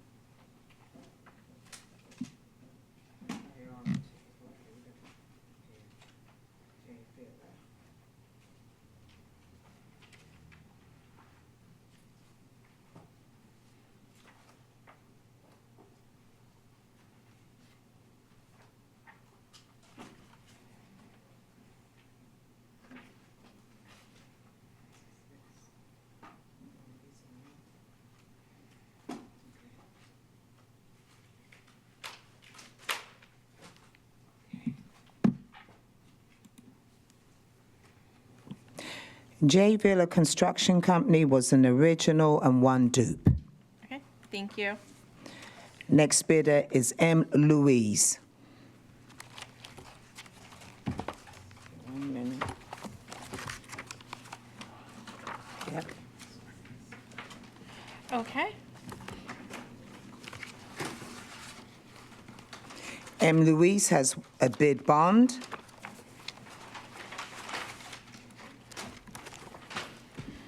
The bid amount is $3,495,208.35. That's $3,495,208.35.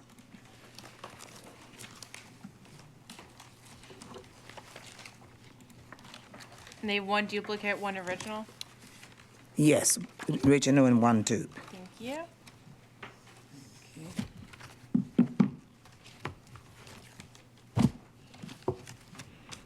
Last bid on this award is Priority Construction Corporation.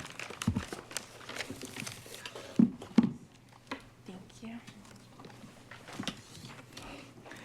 There's an original and one dupe. There's a bid bond.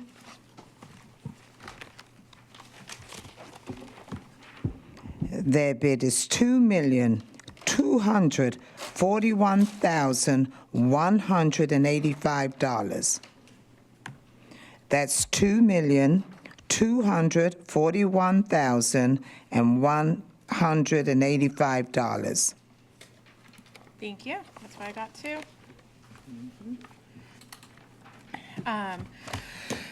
That's it for TR 26001, reconstruction of footways citywide. I'll run through everything now. Santos Construction Company, bid amount 2,924,055. J Villa Construction, Inc., bid amount 2,180,000. M. Louise, bid amount 3,495,208, decimal point 35. Priority Construction Corporation, bid amount 2,241,185.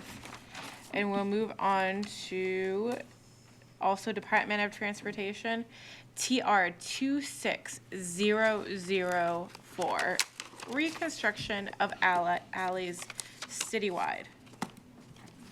First bidder is Santos Construction Company, Inc. Thank you. An original and one dupe.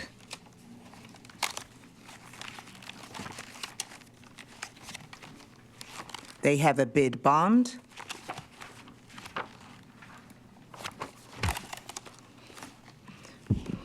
Bid amount is $1,685,835. That's $1,685,835.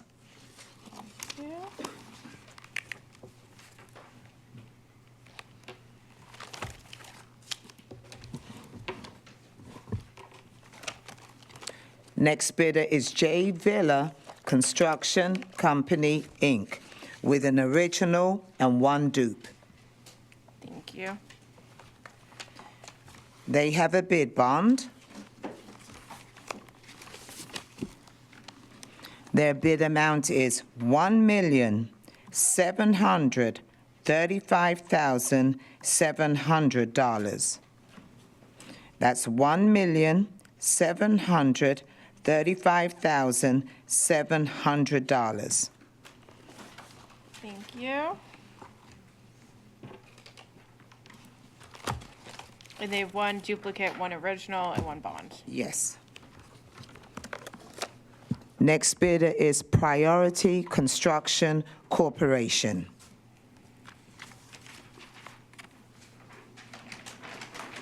Thank you. Okay. They have a bid bond.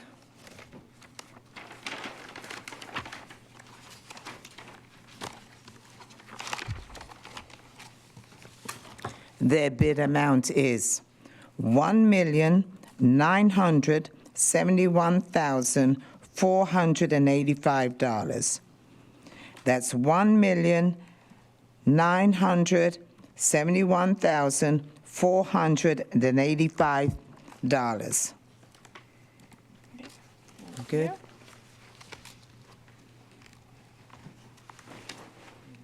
Thanks.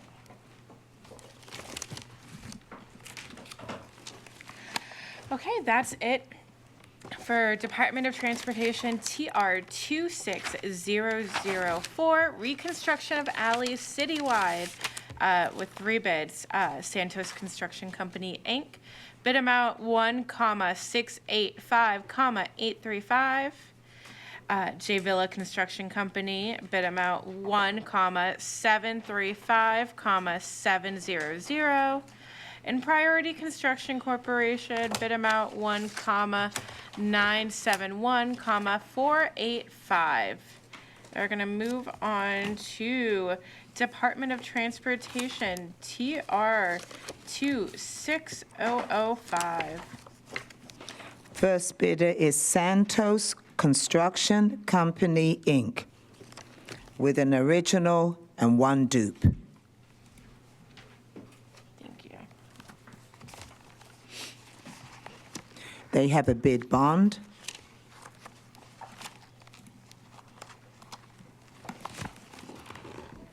Their bid amount is $841,145. That's $841,145.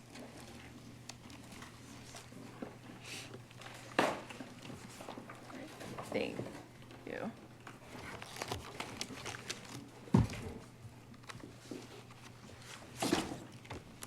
Thank you. Next bidder is J Villa Construction, Inc. They have a bid bond.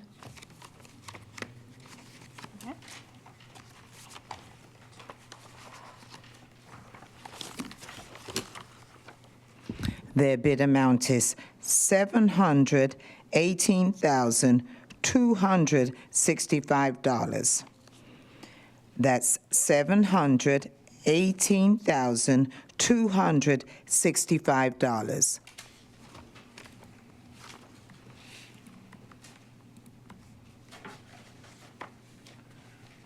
Thank you.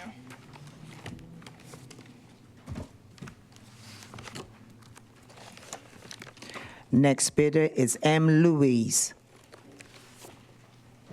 Thank you. They have a bid bond.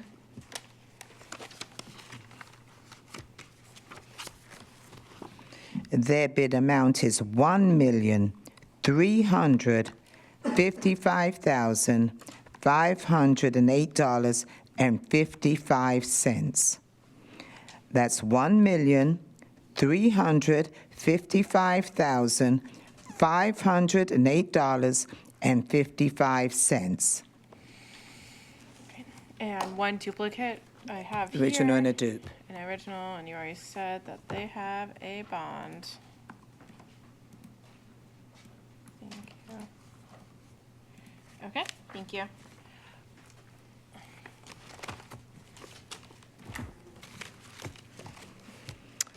Next bid is DIR Construction, Inc.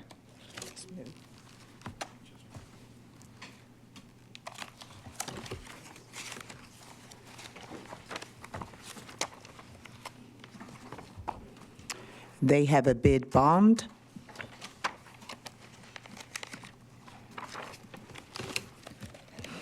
Bid amount is $652,365. That's $652,365. And that company's name is DIR Construction, Inc.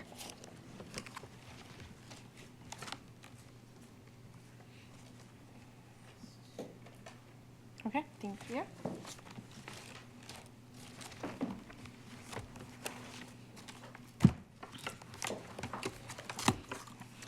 The last bidder on this contract is Priority Construction Corporation.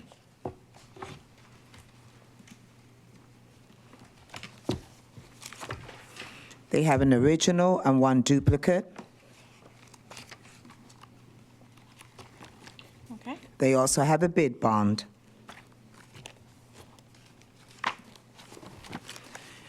Their bid amount is $739,580. That's $739,580. Okay, thank you. Okay, oh, sorry, one more thing. Okay, sorry, let me fix a typo. Okay, that's it for bids received for the Department of Transportation TR 26005, curb repair citywide. I'll read out our bid totals. Santos Construction Company Incorporated, bid amount 841,145. J Villa Construction Incorporated, bid amount 718,265. M. Louise, bid amount 1,355,508, decimal point 55. DIR Construction Incorporated, 652,365. Priority Construction Corporation, 739,580. And that's it. We're gonna move to Department of Transportation, TR 26008, reconstruction of alleys citywide. And we have 3 bids. Thank you.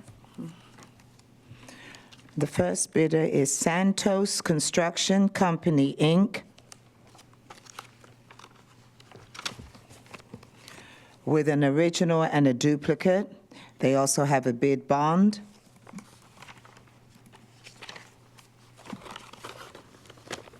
Their bid amount is $1,658,255.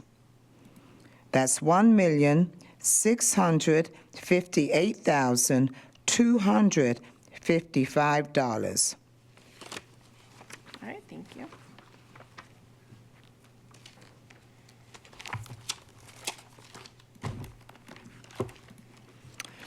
The next company is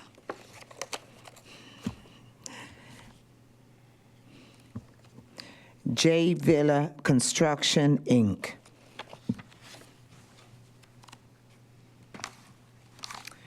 They have an original and a duplicate. They also have a bid bond.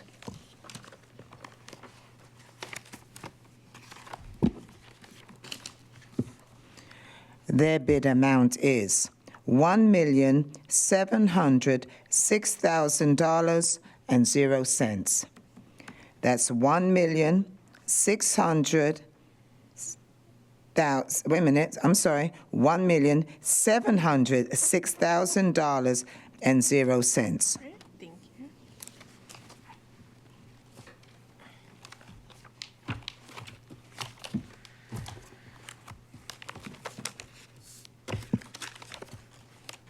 The last bid on this award is Priority Construction Corporation.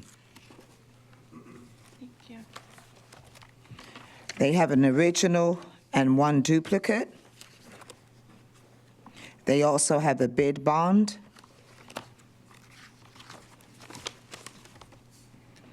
And their bid amount is $1,822,845.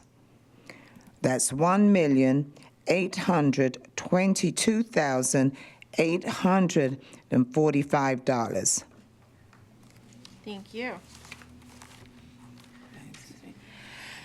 All right, those were the final bids for TR 26008, Department of Transportation, reconstruction of alleys citywide. I'll reread what we just announced.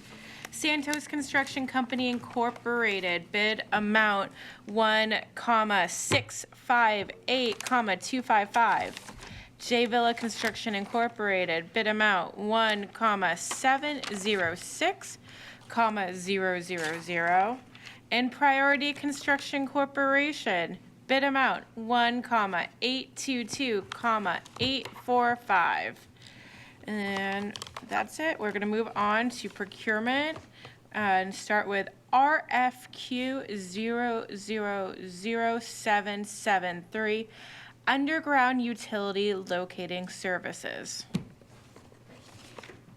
And Audrey, we have 3 bids for this, correct? Thank you. The first bidder on this one is One Call Concepts Locating Services, Inc. I have an original and 1 dupe. I also have a flash drive. Super. And there's a column for bond. Is that an error? Or, yeah. Okay. No bid bond.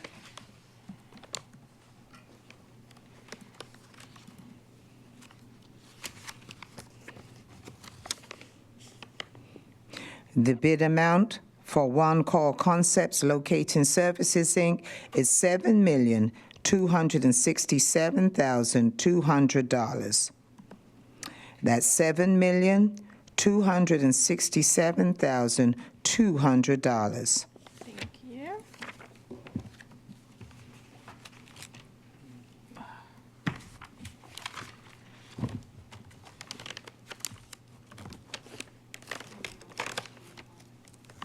Okay. I'll just make a note for you to remove this column when you finish this. The next bidder on this is Procom, ELS LLC. They have an original and 2 duplicates and a flash drive. Thank you.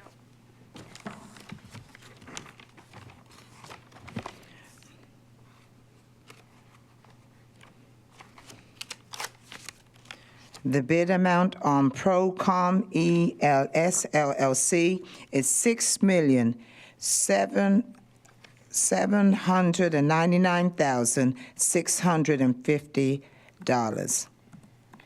That's $6,799,650. Audrey, what page did you read that from? B6. Thank you. Sorry, I have the wrong page in here. Actually, I don't want to read it from the MBE page. We should read it from the basis of award page. So let me just locate Let me that. see. There's one moment. I was looking. Probably the same, but as a matter of form, we read it from how they're reporting it to procurement, not what they're reporting to SMN. It's on B8.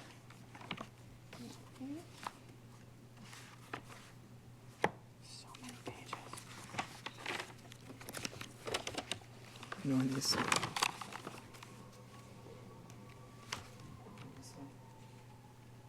Yeah, that's it, sorry.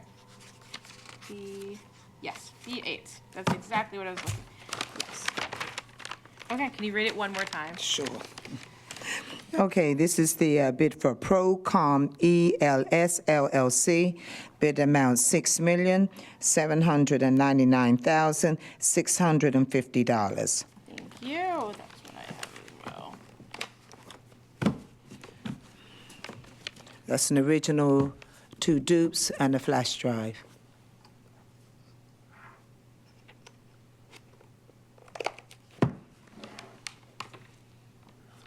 Thank you.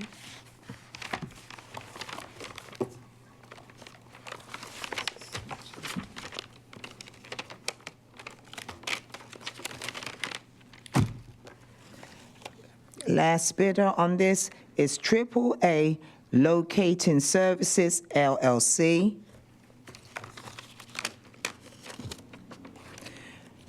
There's an original and 2 dupes and no flash drive.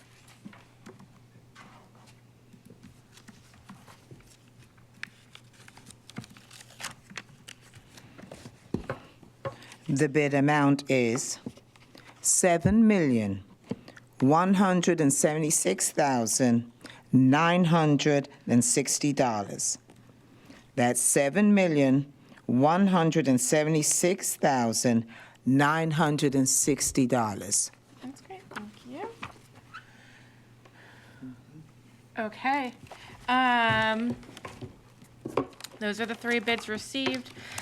For procurement, RFQ 000773, underground utility locating services. The first bid received was from One Call Concepts Locating Services Incorporated for 7,267,200. Procom ELS LLC. The bid amount 6,799,650. And last, AAA Locating Services LLC, bid amount 7,176,960. And now we're going to move on to the final bid of the day, procurement, RFQ 000751. HVAC maintenance, repair, and installation. And we have 4 bids received for this. Yes, and the first bidder is J.F. Fisher, Inc. An original, 3 dupes, 1 flash drive. Thank you.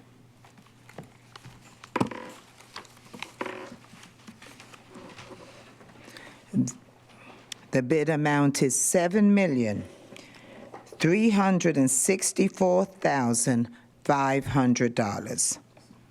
That's $7,364,500. Verified on here.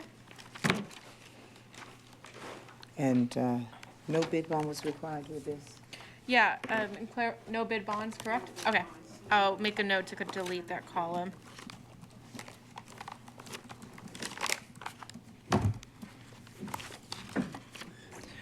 The next bidder is BMC Services LLC, an original and 3 dupes and a flash drive. Thank you.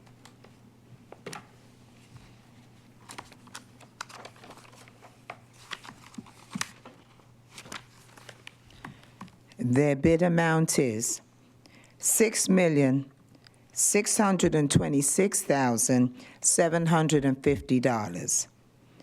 That's $6,626,750. Thank you.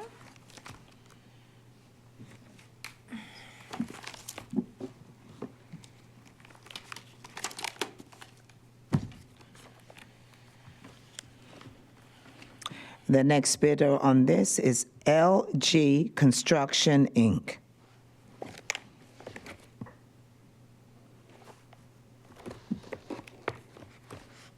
An original with 3 duplicates,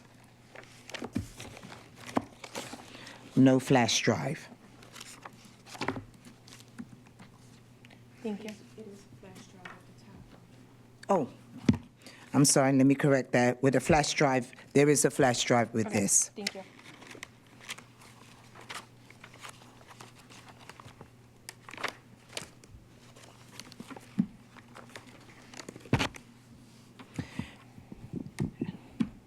Their bid amount is, one second.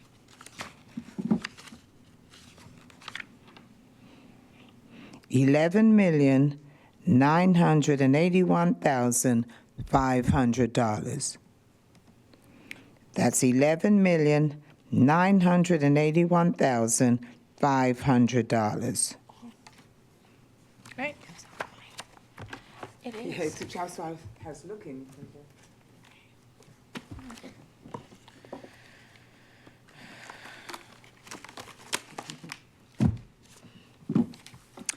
The last bidder on this is Just Right Heating and Air Conditioning Refrigeration.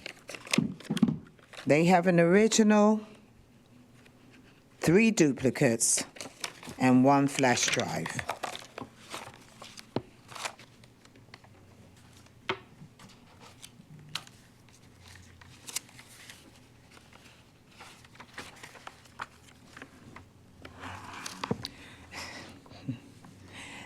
Their bid amount is $4,999,000.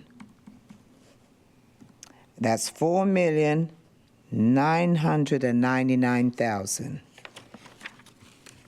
Thank you. And that was the final bid, correct? Yes. I want to go back to number one. Give me 1 second. I think it's, give me 1 minute. Okay. Just want to confirm, so J.F. Fisher, Inc., did I tell you there was a flash drive with that? You did. Okay, that's it. I'm good. Okay, those were the bids for procurement RFQ 000751, HVAC maintenance, repair, and installation. J.F. Fisher Incorporated, bid amount 7,364,500. BMC Services LLC, bid amount 6,626,750.